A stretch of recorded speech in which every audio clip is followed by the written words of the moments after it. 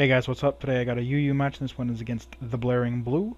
And I'm thinking he's probably going to lead with either his Nidoqueen or his Azelf, because either of them could have Stealth Rocks, because Azelf can still work as that lead, with Taunt and Stealth Rocks, U-Turn, etc. Mamoswine's a possibility, but, if you got two other things that can like to carry Stealth Rocks, there's no point in giving it Stealth Rocks. You might as well give it Superpower or Stone Edge. On top of its two ice attacks and the obvious Earthquake. So I'm going to go with my Togekiss because I know it can wall Azelf, and Nidoqueen can't really do too much to it. Even if it has Ice Beam, it doesn't really matter because I'm just going to be taking absolutely nothing from it. So there we go. So he is indeed going to lead with the Nidoqueen, and that means that he's probably going to have a full offensive set on his Azelf, and obviously on his Mamoswine as well. I can't really do too much because this is especially defensive Togekiss, and all I have is Air Slash in the way of offensive moves, so I'm just going to do that. I mean, I got a 60% chance to flinch, so might as well go for the 3, maybe 4 hit KO, but most likely 4 hit KO, and just flinch as much as I can and not let him get up free Stealth Rocks, which he gets up now. I'm figuring he's going to switch to his Umbreon as his special wall, but I'm like, you know what, I'll just stay in. Maybe he has Ice Beam and thinks I'm a Scarfer, because all I've been using is Air Slash, right? And, yeah, but he's going to switch in, and I'm going to switch out.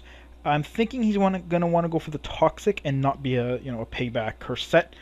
Either way, I'm going to go into my Machamp because it is Scarfed, and it is Guts, and it has Close Combat, and my Guts is now activated. I am now super fast, so I can basically just go for the Close Combat and wreck most of his team. The only thing that gives me a problem is this physically defensive Poison-type Nidoqueen. However, because she took 2 Air Slashes already, she is in 2-hit KO range with my Close Combat, and that is exactly what I'm going to do. I was kind of a little bit scared about this not killing, but then I'm like, no, it should kill. It did quite a bit more than that before. It did 30-something%, and that's about the same. So, I mean, it was a risk, but I took it, and it ended up paying off. I'm not sure how much of a risk. I'll have to calculate that, and you'll see that above already. So, he's going to go into his Mamoswine, and I'm thinking, I have a Slowbro. Ice Shard is going to be 30 power against it, whereas Earthquake will be 150. Mamoswine is naturally faster than Machamp, so I was thinking he's going to want to go for the Earthquake because Slowbro switch is too obvious. I might -2 defense. Why would I not switch? But he doesn't, and he just goes for the Ice Shard, while I was going for the Close Combat to just kill him because I'm Scarfed, and I obviously have to go for it because I'm Scarfed. But that didn't end up working out at all. My Slowbro would have still taken the Earthquake. I really should have just switched to it. That was kind of a careless kind of trying to push the battle to be really over that quickly, but it ended up not paying out for me.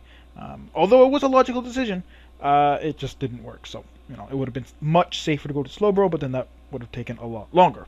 So, Shaman's in here. I'm going to just Seed Flare his Mamoswine because I know that he might think I'm defensive and thinks he can get an Icicle Crash on me, and that's what he does.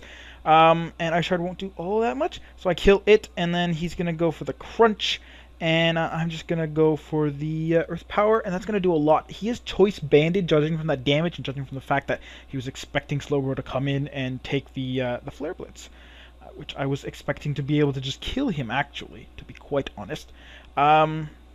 Unfortunately, it doesn't happen. He gets a Crunch off. I know it's banded now, so that's fine. I'm going to switch to my Slowbro, and I'm expecting him to either switch out or actually, to be honest, stay in as fodder, because Slowbro can take a Crunch, even if it's Choice Banded, which you will actually see later, and I can kill him with my Rocky Helmet, so that's not really a big deal.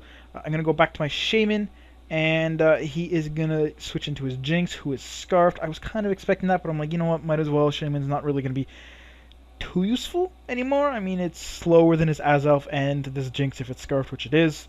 And it's like, can't really do too much to Umbreon, so I kind of just let it die. But yeah, I'm going to go Slowbro, switch out to my Darmanitan, because Slowbro kind of walls this, but he stays in because he walls me because he has the Dry Skin, although I can Toxic him, and I guess he's banking on the Toxic, so I was expecting him to switch out to his Umbreon here, which is why I switched to Darmanitan. Even if without the freeze, I would have got 2-hit KO'd, and he is scarfed and I am not, so it wouldn't matter. The freeze too much, but like I said, I was expecting to go into his Umbreon, and then I would have just dominated anything with a Flare Blitz, and that would have been great. Again, another over prediction on a fairly logical move, but again, like I said, he wanted to stay and just rack up toxic damage while I toxic him, which means that his Umbreon has Heal Bell, and I'm banking on that. So I'm not thinking I'll need Slowbro. There you see me take a crunch, does nothing really. I slack off, yeah, I take some toxic damage, and it does a little bit more than I recover, but I have the regenerator if that's a problem. Here as Azel comes in, I'm just going to stay in his fodder because, again, as I said, I'm expecting his Umbreon to have Heal Bell. Toxic's not going to be too useful, and Slowbro can't do anything else anyways because he is toxic. Even if I get a Heal Bell off on my Togekiss, it won't matter because he can toxic my Slowbro again, so I just let it die. Just to see what kind of Azelf he is, and he has Life Orb, so that's not very good. But I'm going to go to my Togekiss because I know he cannot OHKO me, and I'm going to try and paralyze him. Unfortunately, he's going to switch to his Umbreon and take that paralysis. Now he knows I am not Scarfed, though he would have known that as soon as he saw my lefties. And that's not too big of a deal. I am going to just try and Air Slash flinch him just so that he can't get the Heal Bell off. I mean, the more damage that poison does, the longer it racks up, the better it is for me. So I just want to basically flinch him over and over again so he can't Heal Bell. I'm pretty much thinking at this point, if I get one more flinch, I should be able to kill him, or at least come really, really close where I can kill him next turn. But I don't flinch him, which kind of sucks. He gets his Heal Bell off, and now he's not poisoned, and that's not good. But I can still probably, like, 3-hit KO him. So I'm just going to keep Air Slashing, because again, like, Darmanitan is frozen, and I need to get a Heal Bell off. I do get a crit and a flinch, which saves me from needing a second flinch, but honestly, all that would have happened is he would have healed up, and, you know, Moonlight and Heal Bell on Toxic. I have Heal Bell, I have Thunder Wave to prevent him toxicking me, and, like, it just would have been a big circus act. He said he would have switched out, but honestly, Togekiss can wall both Jinx and Azelf, because both of them barely 2-hit KO this. Like, even if they get max damage on both their attacks to negate the lefties and still get an OHKO, it's really, like, I can literally survive 2 hits. But he gets a crit on the Psyshock. That fucked me over. If he didn't get that crit, I would have paralyzed him, I could have flinched him. I just needed one flinch, because it is a most likely to hit KO, and that's 85% chance. And even if I don't, I can roost until he gets the fully paralysis, and then his Jinx is going to come in, and I can, you know, at very least T-Wave it, and then go to my Mamoswine and kill it with an Earthquake. So, that's all I really needed. But that doesn't happen. He does get the crit, which means he's going to just sweep up my team. I don't know why he goes for Psyshock here.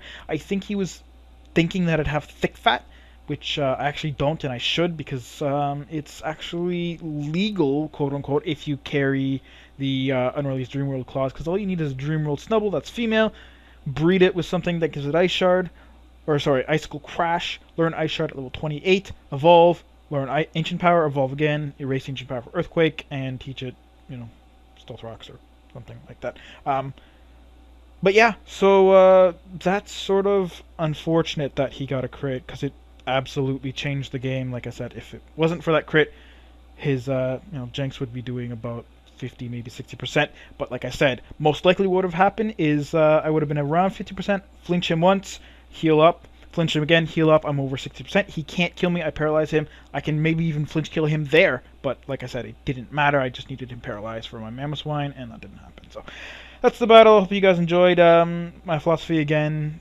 is don't hate the player, hate the game. The game is the one that caused the hacks. I'm sure he wanted the crit because he knew it was the only way he could win, but it's not like he specifically made it happen, so I'm not mad at him. I never am mad at the person. It's always just the game. So, that's it. I'll stop rambling, and I will see you guys tomorrow.